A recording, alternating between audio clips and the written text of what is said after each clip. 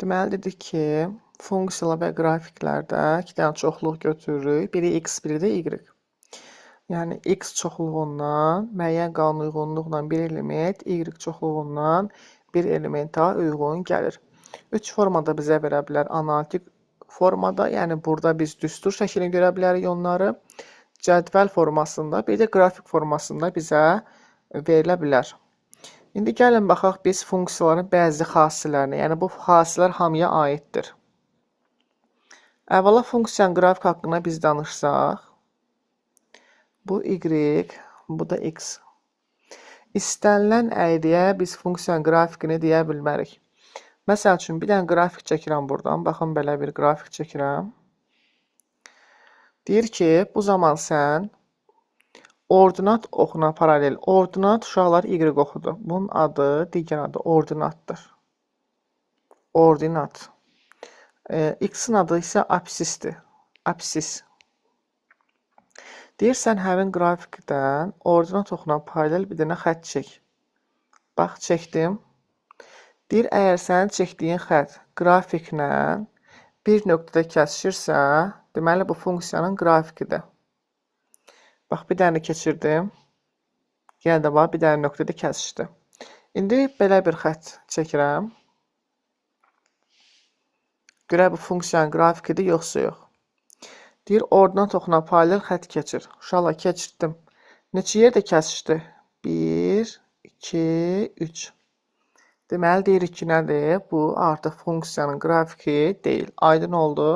Bəli, funksiyanın qrafiki ola bilməz. Tamam mı? İndi gəldi uşaqlar nəyə? Deməli, funksiyaların dedik, bəzi xassələri var. Funksiyaların var təkliyi, bir də var cütlüyü. Müəllim, mən hardan bilim bu funksiya təkdir və yaxud da cütdür? Y bərabərdir, uşaqlar, yadda saxlayın. X-in tək qüvvətləri varsa təkdir. Məsəl üçün, y bərabərdir, x təkdir, x-in kubu təkdir. Amma y bərabərdir, x-in kvadratı cütdür, x üstünə 4 cütdür. Aydındır. Bu formada. Deməli, indi bura baxın. Tək funksiyalar və cüt funksiyalar. Tək funksiyalarda f mənfi x bərabərdir. Mənfi fx şəklində yazmaq olur. Bu təklərə aiddir. Burada uşaqlar mənfi zəhər kimidir. Mən həmişə belə bir misal çəkirəm. Deyirəm ki, bax, dili zəhər olan insanlar, bax, zəhər qusan insanlar, hansı ki, bu insana yaxın düşmək olmur da, o adamlar həyatda necə qalırlar? Tək qalırlar, düzdürmü? Deməli, əgər o mənfini çölə verə bilirsə, o təkdir. Amma elə insanlar var ki, onlar hər mənfini üzə demirlər, udmağa bacarırlar. Onu pozitivə çevirirlər. Yəni, hər bir mənfi hadisədə bir pozitivlik axtara bilirlər. Aydındır. Bunlara nə deyirlər uşaqlar? Bunlara deyirlər cüt funksiyalar. Aydındır.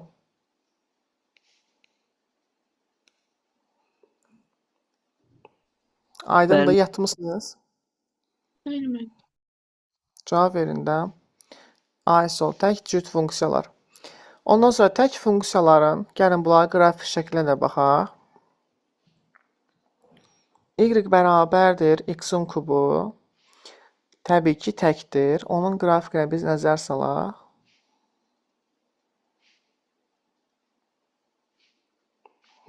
Bura x oxu olsun. Burada y oxu. X kubunun qrafiki hardasa belə bir qrafikdir, bu formada. Və tək funksiyaların qrafikləri, bura koordinat başlanğıcıdır. Bunun koordinatları 0, 0-dır. Tək funksiyaların qrafiklər uşaqlar koordinat başlanğıcına nəzərən simmetrik olur. Koordinat başlanğıcına nəzərən simmetrik olur. Aydındır.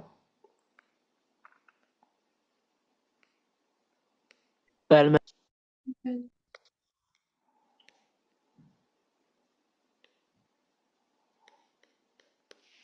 Bu formada yazırıq. Amma cüt funksiyalarda biz bunu görmürük. Cüt funksiyalar y bərabərdir x kvadrat. Bunun qrafikini çəksək, bura x, burada y. Baxın uşaqlar, bunun qrafiki bu formadadır. Buna deyirlər parabola. Cüt funksiyalar isə ordinat oxuna nəzərən simmetrikdir. Cüt funksiyalar ordinat oxuna nəzərən nədirlər? Simmetriyanı yaradırlar. Diqqətiniz məndə olsun, çünki dərsin sonunda sual cavab eləyəcəm. Görüm kimin dərsi diqqətli dərsdə olub. Deməli, danışdıq cüt funksiyalardan, tək funksiyalardan. Dedik, cüt funksiyalar ordinat oxuna yaradırlar, simmetriya yaradırlar. Qrafik formatında biz bunları belə yazmış oluruq. Var funksiyanın bir də uşaqlar tərsi. Funksiyaların tərsini tapmaq necədir? Məsələn, bizə deyir ki, y bərabərdir 5x üstəgəl 4. Funksiyaların tərsini tapmaq üçün belə bir qaydadan istifadə edirik. X və y-in yerini dəyiş.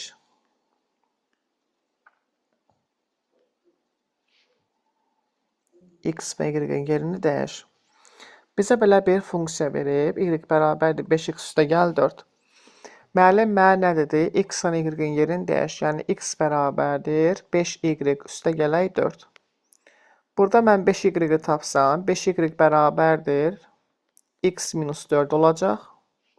Onda y bərabərdir nəyə? X minus 4 bölünsün 5 şəklində. Deməli, bunun tərsi bu formada olmuş olacaq.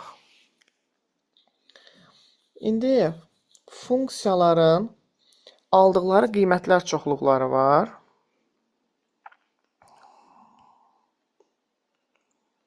Deməli, bu nə deməkdir?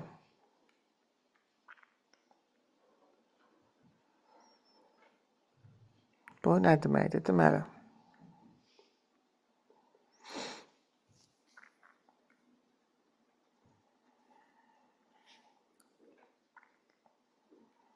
biz x-in aldığı qiymətlər çoxluğuna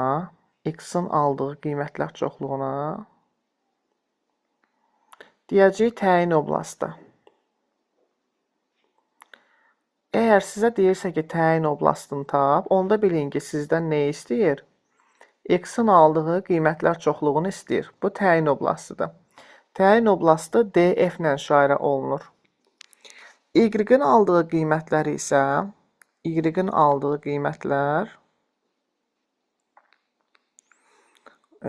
bu qiymətlər çoxluğu adlanır və yaxud da qiymətlər oblastı. Əgər fikir verirsinizsə, mən hələ ki, ümumi xassələrdən danışıram. Heç bir funksiya haqqında hələ ki, xüsusi xassəyə gəlib girməmişəm. Y-in aldığı qiymətlər çoxluğuna deyirlər YF və bu formada işarə olunacaq. İndi gəlirik artıq funksiyalara. Birinci başlayacağımız funksiyamız xətti funksiyadır. Çünki onun qrafiki xəttidir. Xətti funksiya. Mən qısa yazıram uşaqlar. Xətti funksiya. Y bərabərdir kx üstə gəlinsin b şəklindədir. Xətti funksiyalar. Mən dərs keçə-keçə siz də öz konspektinizi götürün. Oradan film kimi izləməyin. Sonra qəti şəkildə heç nə yadınızda qalmayacaq. Xətti funksiyalar. Burada k-yə nə deyirlər? K x-in qarşısında durandır. Buna deyirlər bucaq əmsalı. K-yə deyirlər bucaq əmsalı. B isə Y oxu ilə kəsişmə nöqtəsidir. Y oxu ilə kəsişmə nöqtəsi.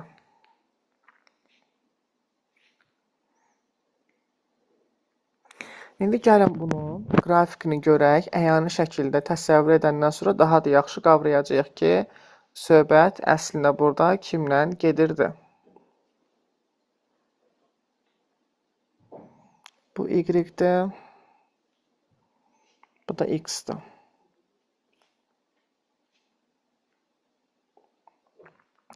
Hər hansı bir düz xətti keçirdirəm buradan. Koordinat başlanğıcından keçirdirəm birincini. Buradan keçmədi. Uşaqlar, gördüyünüz kimi mənim çəkdiyim birinci qrafik koordinat başlanğıcından keçir. Koordinat başlanğıcından keçdiyinə görə bunun B-si 0 olacaq. 2 dənə, 3 dənə qrafik keçirdəcəm. Fikirlərimi tam izah edim deyənə sizə. Birini buradan keçirdirəm. Birini buradan keçirə bilərəm bu formada. İndi gəldik burada nəyə? Bizdə ilk olaraq verilən suallardan biri budur. Funksiyanın artması və yaxud da azalması və biz gəlin K-la B-ni burada göstərək. Qrafikin üzərində K-la B harada yerləşir? Funksiyanın qrafikinin X oxundan əmələ gətirdiyi bucaq. Alfa gördünüz? Alfa 1, burada alfa 2, burada alfa 3. Bax, bunlar hamısı K-nı göstərir. Yəni, bucaq əmsalını göstərir. Bucaq əmsalını tapanda siz K-nı Y-i X-a bölürsünüz. Və yaxud da ki, əgər koordinat başlanğıcından keçirsə. Və yaxud da ki, tangens alfadan istifadə edəcəksiniz. Yəni, tangens alfanı da versə, avtomatik siz bilin ki, bu K-nı göstərir. Yəni, tangens alfa zaten Y-in X-a nisbətidir. Ondan gözünüz qorxmasın ki, müəllim burada nə deyir, görəsən.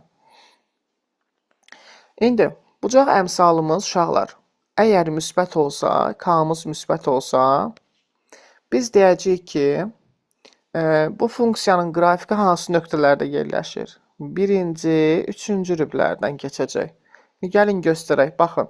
Birinci rüb buradır, üçüncü rüb buradır. Aydındır.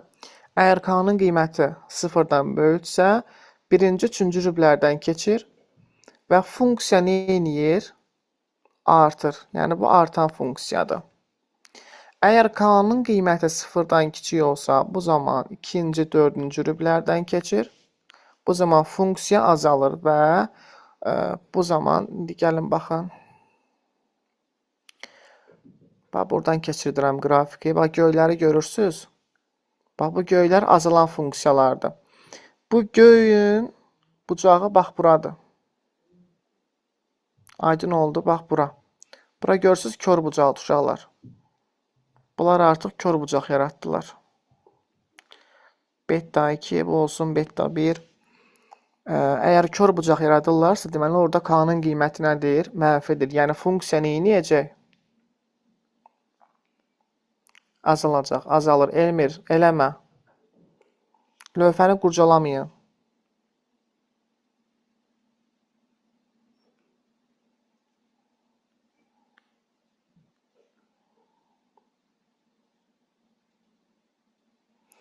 Aha.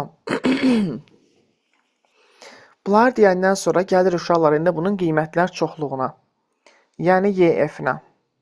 Yadda saxlayın uşaqlar. Bunun YF-i mənfi sonsuzluqdan ta ki gedir müsbət sonsuzluğa qədər. Yəni baxın, Y oxu boyunca biz qrafikə baxsaq, istəyirsən buradan bax, qrafikə bax, buradan gəl bax. İstəyirsən, məsəl üçün, bu nöqtədən gəl bax qrafikə. Bu neyəcək uşaqlar? Bax, artı gedir. Bax, müsbət sonsuzluğa gəl. İstəyirsən, düş ən aşağı Y-dən izlə. Sən bu funksiyanı mütləq görəcəksən. Aydındır. Eynən X oxuna nəzərən də elədir. Yəni, bunun X-in də qiymətlər çoxluğu mənfi sonsuzluqdan müsbət sonsuzluğa qədərdir. Aydın oldu. Düz mütənasibliyin qrafikə. Müəllim, mənim sualım var. Harada var sualın? Dediniz ki, 1 və 3-cü rübdən keçəndə K mənfidir. K müsbət dedim, mənfi demədim. Müsbətdir. Bəs hardan bilirlər birinci, ikinci rüb hansıdır? Bəs biz koordinat müstəvisinin rübləri keçmişdik. Olmadı ki, bura birinci rübdür, bura ikinci rübdür, bura 3, bura da dördüncü rübdür.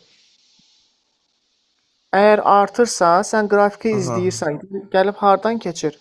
Başlanğıc nöqtəsi 1-dədir, son nöqtəsi 3-dədir də. Deməli 1 ilə 3-ün adını çəkirsən. Başlanğıc nöqtəsi 1-dən gəlir, son nöqtəsi 3-də yerləşir. Aydındır? Oradan bilirik. Bir də bucağa baxırsan, bucaq itidirsə, deməli bu artan funksiyadır. Yox, bucaq kördürsə, o zaman azalan funksiyadır. Aydındır? Bəli, müəllim. Aha. Hətta bunu bax belə də çəkə bilərik.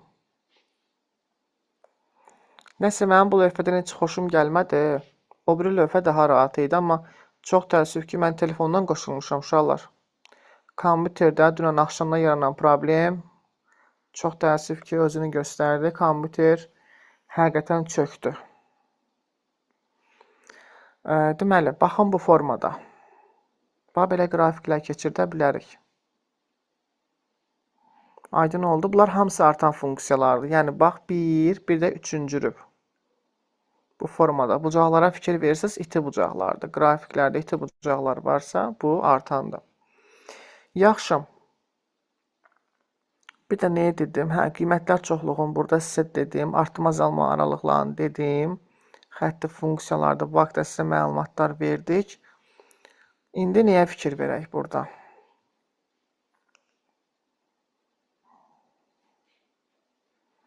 Öz-özünə silir, öz-özünə yazır. İndi gəlin, keçək. Burada 3 dənə hal verir imtahanda.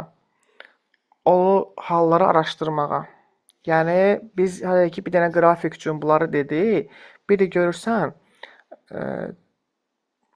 düz xəttin tənliklər sistemi kimi biz buna baxsaq, qrafiklərdə. Burada 3 dənə hal mövcuddur. Bu hallar hansı hallardır? Birinci hal. Qrafiklər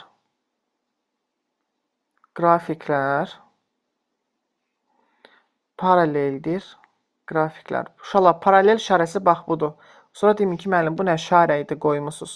Bir də gözlüyün yazın. Bilirəm, xasiyyətinizi haylanı fırlanıb o sualı mənə verəcəksiniz ki, mənim o nədir? Qrafiklər paraleldir.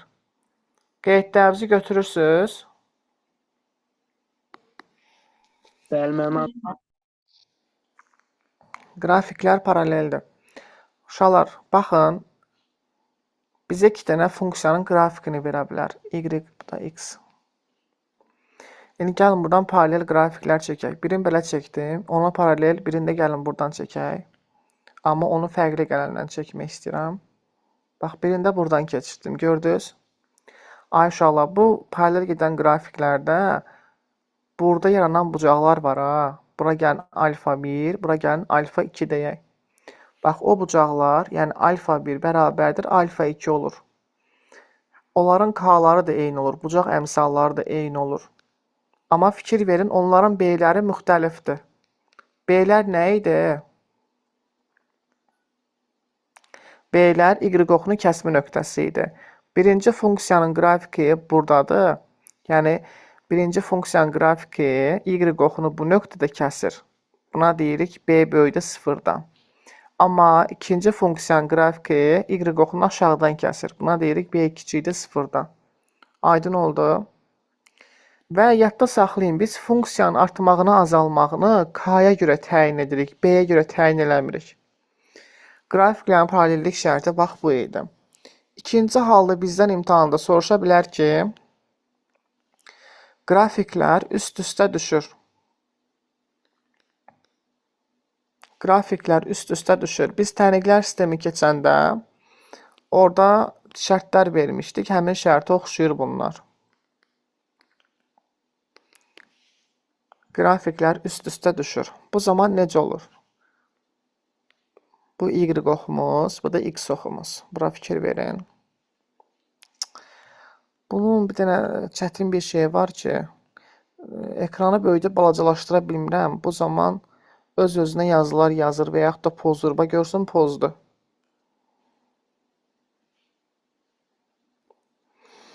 Uşaqlar üst-üstə düşəndə baxın, bir dənə qrafiki buradan keçirdirsən belə. İkinci qrafikdə bunun üstündən gəlir. Baba üst-üstə düşdülər, gördünüz?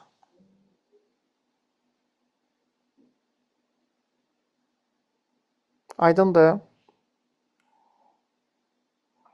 Bəli. İstəyən tərəfdən çəkim. Heç də çox aydın olmayan bir mənzərə alanda.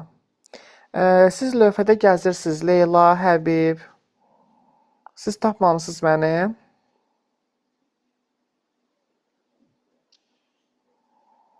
Siz başqa yerə yazanda görünmür, ona görə. İndi görürsünüz. Evet. Hə, uşaqlar, burada gördünüz üst-üstə düşdü. Üst-üstə düşəndə fikir verin, onların bucaqları da eynidir. Hər ikisi eyni bucaq altına gedir. Deməli, yazırıq, bucaqları bərabərdir. O zaman K-lar da bərabərdir. Və onların Y oxunun kəsimi nöqtələrdir, nədir uşaqlar? Bərabərdir. Hər ikisində mənfi olduğundan B1 də B2-yə bərabərdir. Deməli, bu şərtlər dərsə biz deyəcəyik ki, qrafiklər nədir? Üst-üstə düşmüş olur. Aydındır. Üçüncü hal isə qrafiklər kəsişir. Qrafiklər kəsişir. Qrafiklər kəsişəndə nə baş verir burada? Y-i yenə də buradan çəkək. X-i də buradan çəkək.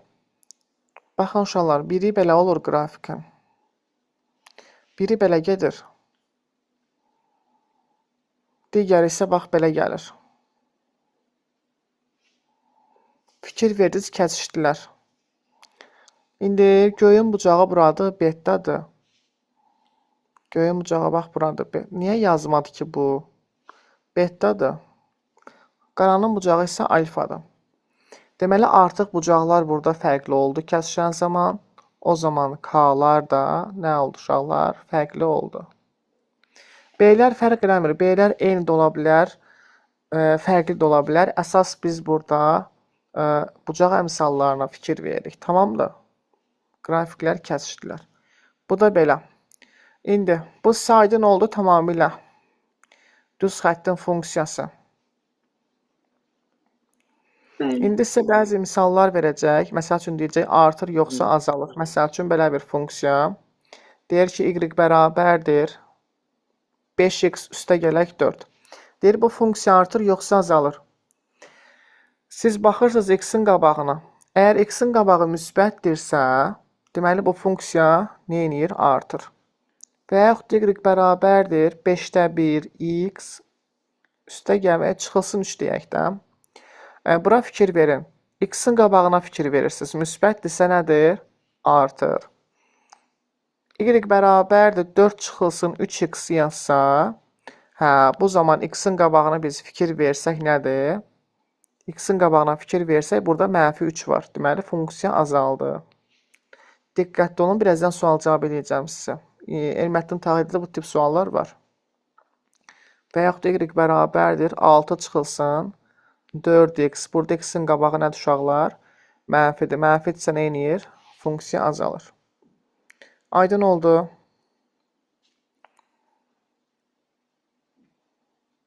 Murad, kaydı stop edək. Birinci nəzəriyyənin buna qədər